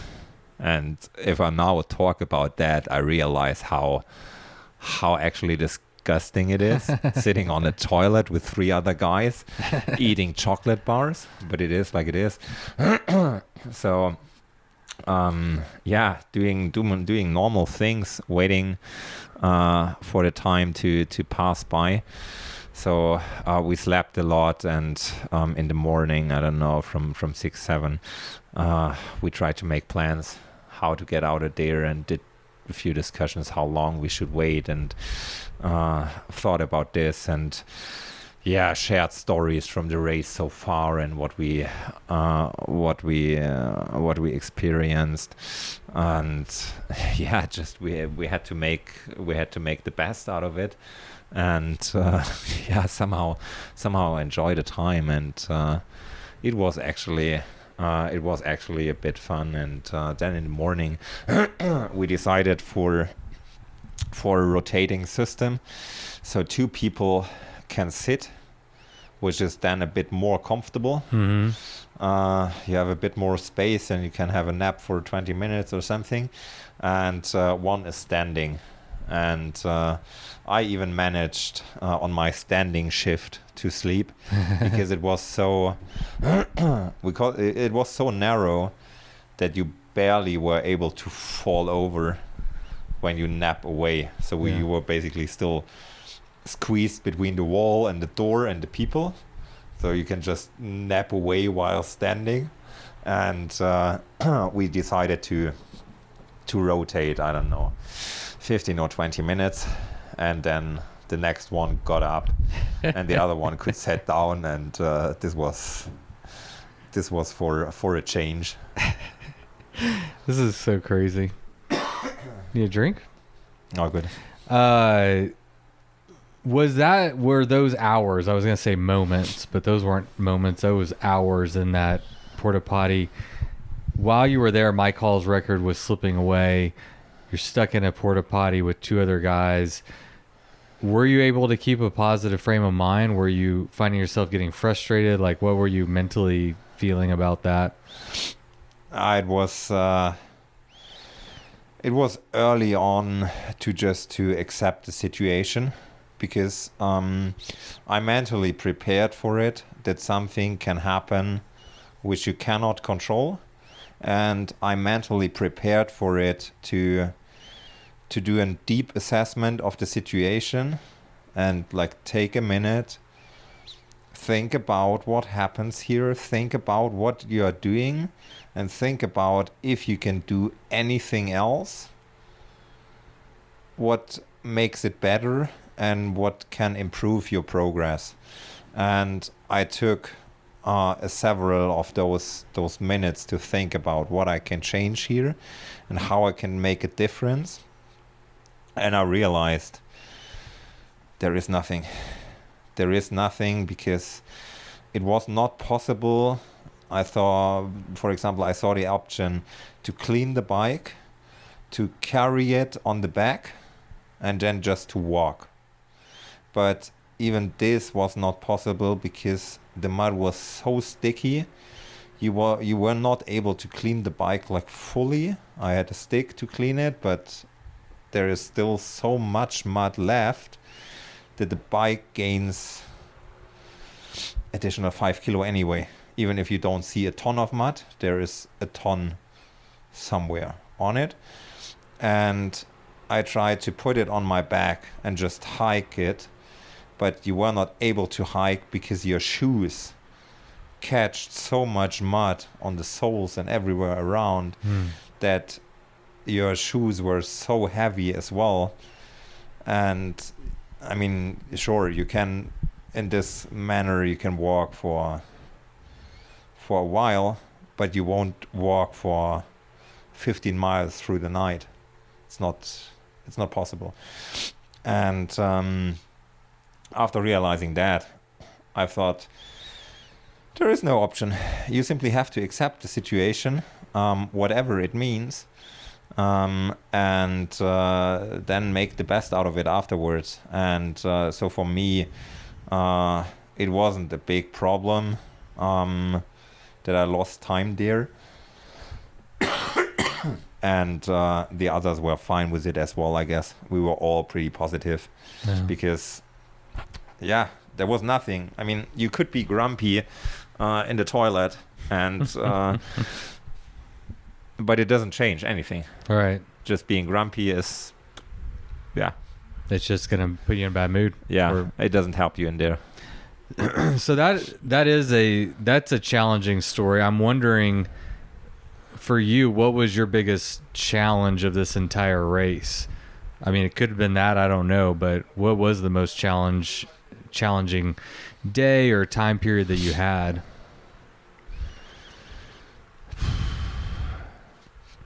A bit more after halfway in, I went into a deep hole of a bad mental state, because I realized that everything seems to be against me, and you can easily end up, and I ended up there, telling yourself that you don't have any chance to do good because everything is against you.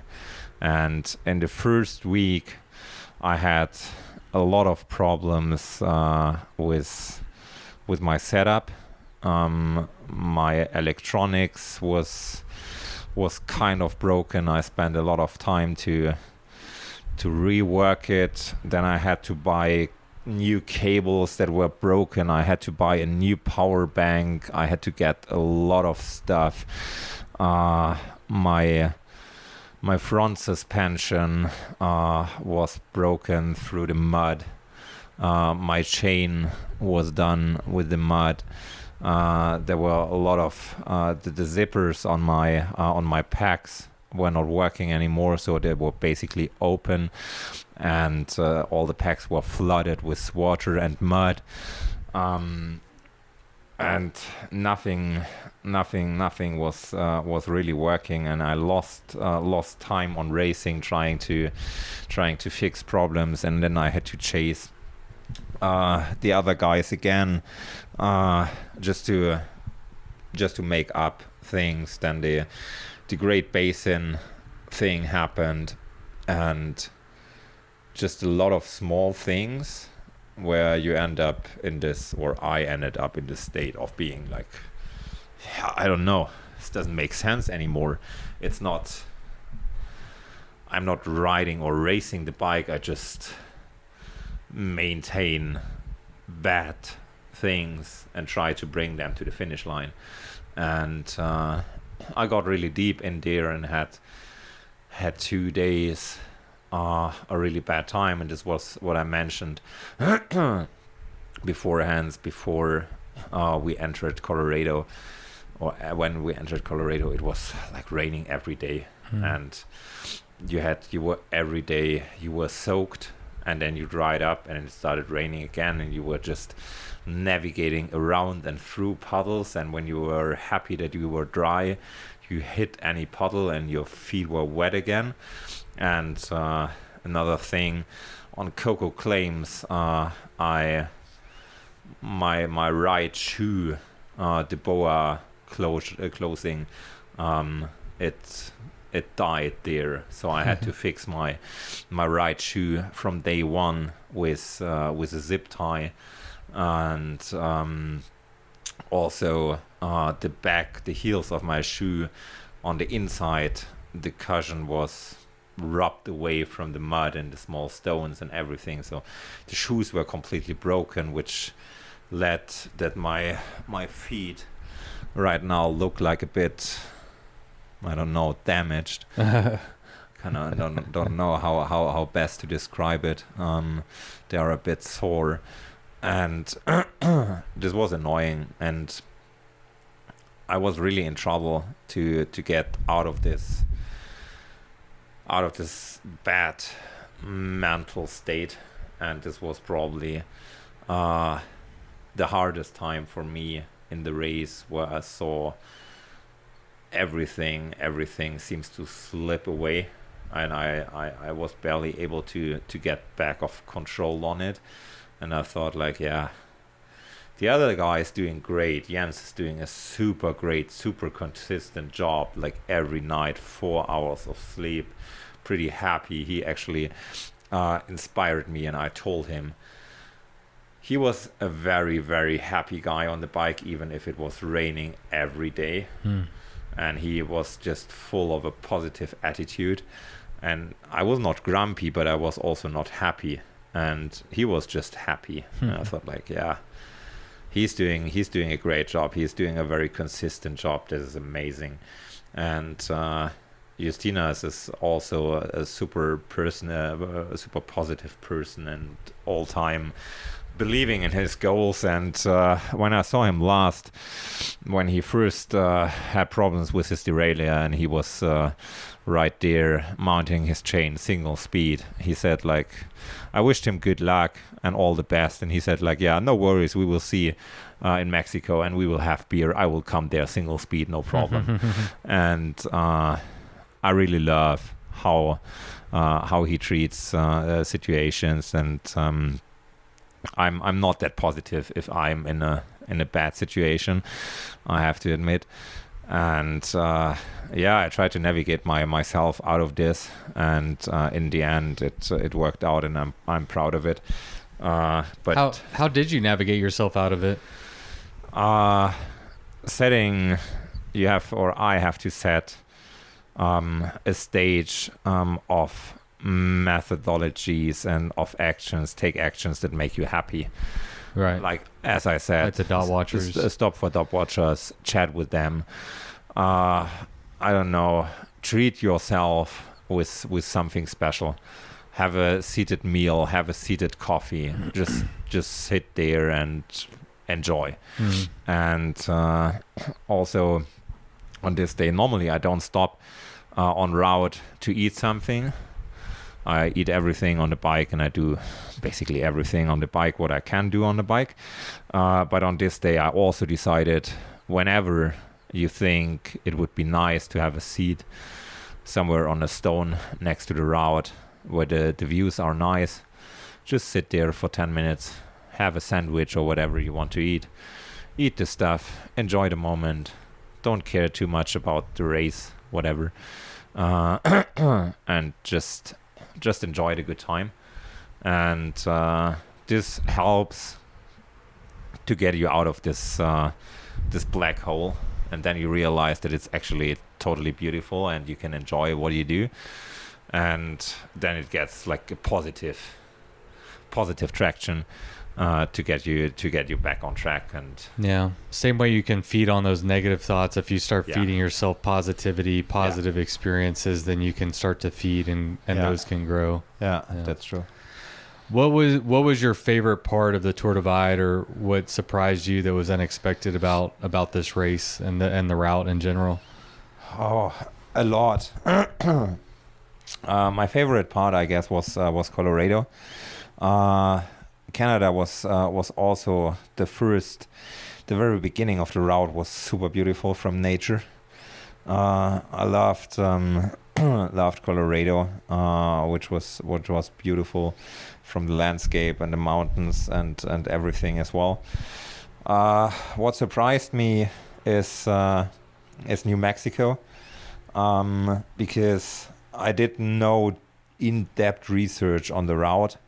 I just listened to people that shared stories, and some that I heard and kept in mind were like, yeah, if you're done with Colorado, you enter New Mexico, and you're basically done. You just have to ship it home. And I had this in mind, that New Mexico is no big deal anymore. And then I hit New Mexico, and it was rough. It was crazy. Especially the northern part, I had massive headwind, even while climbing super steep and rocky climbs. even when you push the bike, you had the feeling that the wind was pushing you down. It was, it was super hard. Something like this surprised me, and also somewhere on the last days, I saw loads of elks in New Mexico. Nice. And I didn't expect that. I thought like elks, this is a thing you have like in Canada, or you have like in northern Montana or something. But I learned you have a lot of them in New Mexico as well.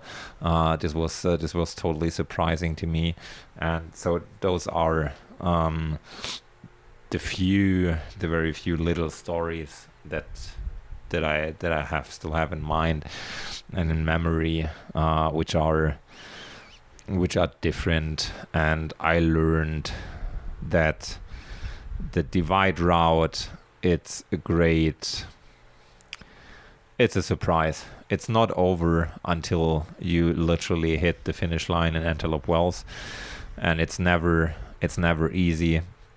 Even if I was cruising down towards the finish line during night, I had no wind, a bit of tailwind. It was constantly going downhill slightly, so it was a good part of rolling. And then I hit the tarmac, like, I don't know, 70 miles out of the finish, and I was just like, yeah, now get easy, find yourself, think about, process the last 2 weeks, ship it to the finish line, enjoy the last hours, have a good time, and then all good and finish. And it turned out I hit Hachita, which is 45 miles out of the finish, and the wind increased. First I was going still pretty fast, and tempo dropped a bit more, and I was really pushing hard just against the headwind, and it basically it destroyed me a bit the last hours of enjoying the race, because you were so stuck. First I thought I will need something like 2.5-3 hours for the 45 miles. 1 hour later I thought like, yeah, I will still need like 3 hours for the rest of the ride. 1 hour later, already like 3 hours in, I thought I will at least need 2 more. It was super slow, and I try to make the best out of it. And also Matthew Lee, he texted me and said like, yeah, you're almost done, you will be there like within the next hour. And we were chatting a bit, and I told him like, yeah, actually I think about just turn around, use the tailwind, go back to Hachita, have some food, a shower and stuff there, have a good time, and wait for better weather, and then sail with the wind and do the finish on a bit later when the weather is better. But it was, I guess, the right decision just to carry on, because during the day the wind just got worse. Yeah. So there was not much waiting for better weather, but it's good to be out here for me, because it is hard to understand how exposed you are out here to the sun and the wind, and there's nothing to stop any of it, and you're feeling every single part of all that. And it's we got a heat index of 111. The wind was gusting up to 40 miles an hour, and there's nothing to hide from. You were in it for the entirety of the day. Yeah, it's crazy to think about. Yeah, that's that were the tough last hours of the race, and it shows you it's not over until it's over. And this kind of, there were several things on the route that were like this. Shortly before Silver City, also in New Mexico, you are going up and down all the day on fire roads, and at some point you get bored of them, because it's just going up and then it goes down again, and you start climbing again, and it's hot, it's it's windy, it's not nice, and you just wait to hit Silver City to get your resupplies and everything. And then there is just like one climb left, which is marked with 9 kilometers, 4% in average, so not a big deal. You will be over it soon. And then you come there and you realize it's actually part of a hiking route, and it's a kind of a single trail, which is very, very, very narrow. And I hit it to sunset, and it got dark.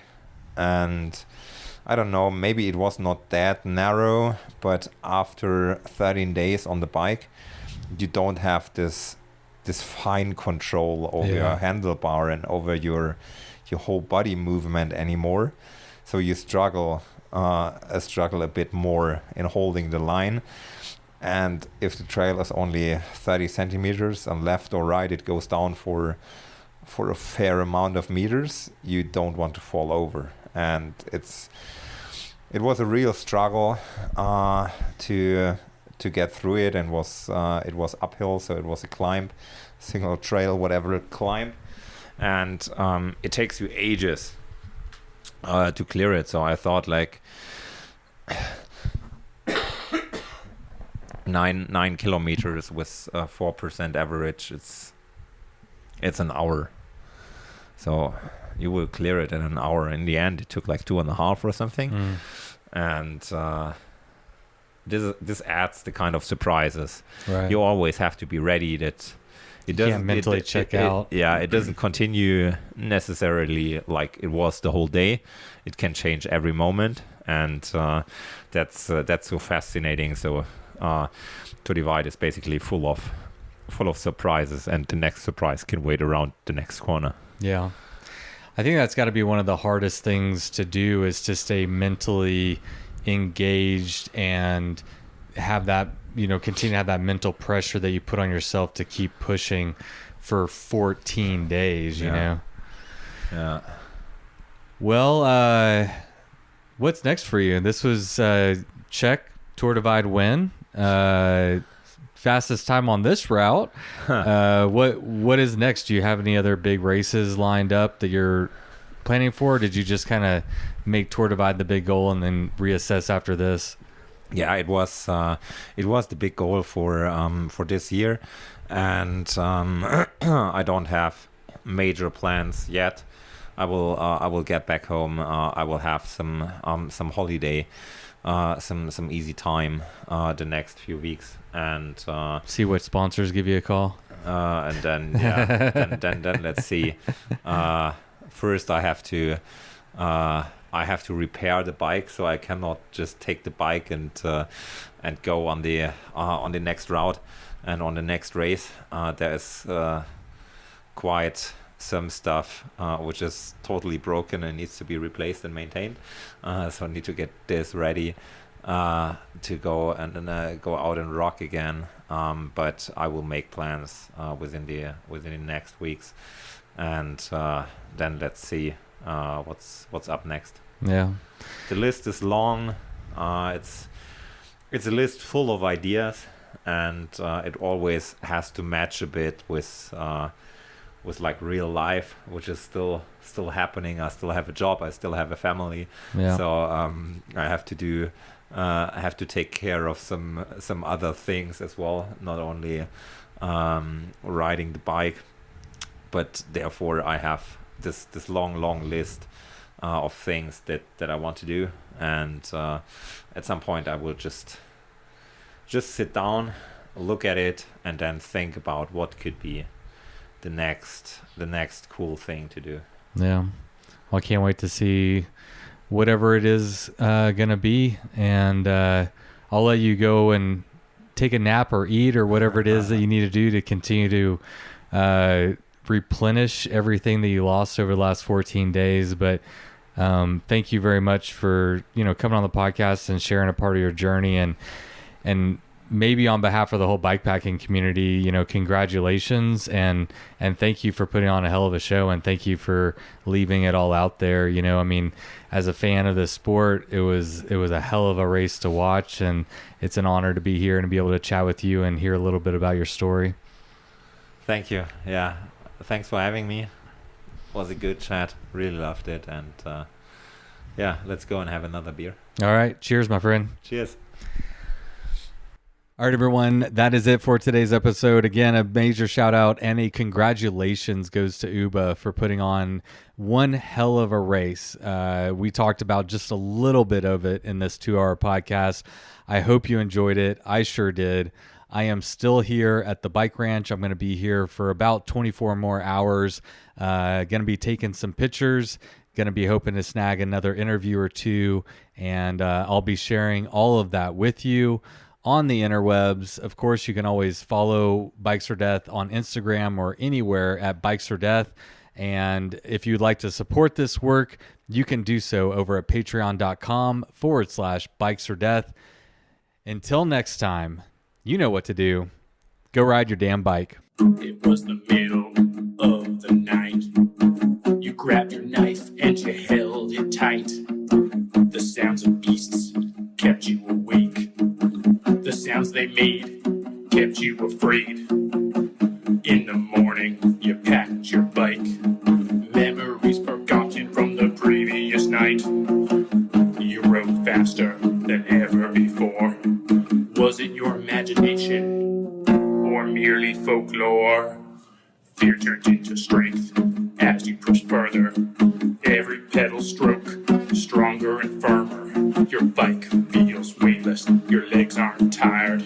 You think to yourself, just a few more miles. Bikes or